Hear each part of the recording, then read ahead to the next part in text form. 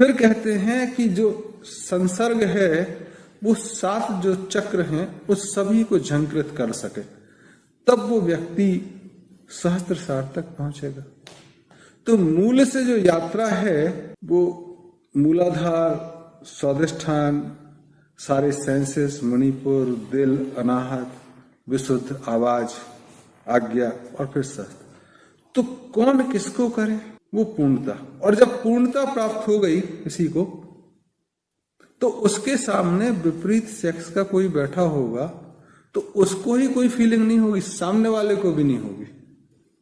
दूर से देखने वालों को लग सकता है क्या ये बैठे हैं, कुछ चल तो नहीं रहा है, बट उन दोनों के बीच में एक सहजता होगी, सम्मान होगा, असहजता नहीं होगी। तो ऐसा पुरुष या ऐसी स्त्री कामुक नजर आएंगे अपने जीवन के पुराने रूप को देखते हुए, लेकिन अगर वो पूर्णता को प्राप्त हो गए तब चीजें बहुत सहज हो जाएंगी। तब अश्लीलता और अश्लील चीजों की जगह ही नहीं है। आज हालत यह है कि नलका है, पानी नलके से नहीं आ रहा और पानी दूर से टपक रहा है। सेक्स को लोग पहुंच नहीं पा रहे हैं और दिखाई सारे दूर रहे, ना उसमें डूब पा रहे हैं, ना उसने गहनता में कर्म कर पा रहे हैं, लेकिन चर्चा सारे दूर है। रियलिटी नहीं है, चीजें अनरियल को रियल बना लिया और अनरियल रियल हो गई। हिंदू धर्म में नंदी की पूजा करते हैं और सांड को बैल बना देंगे तो श्राप लगेगा। गाय को मां बोलते हो,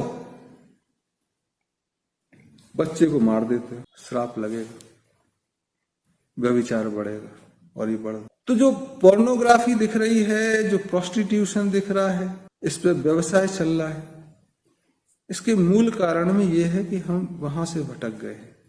तब लोग इसका फायदा ले रहे हैं।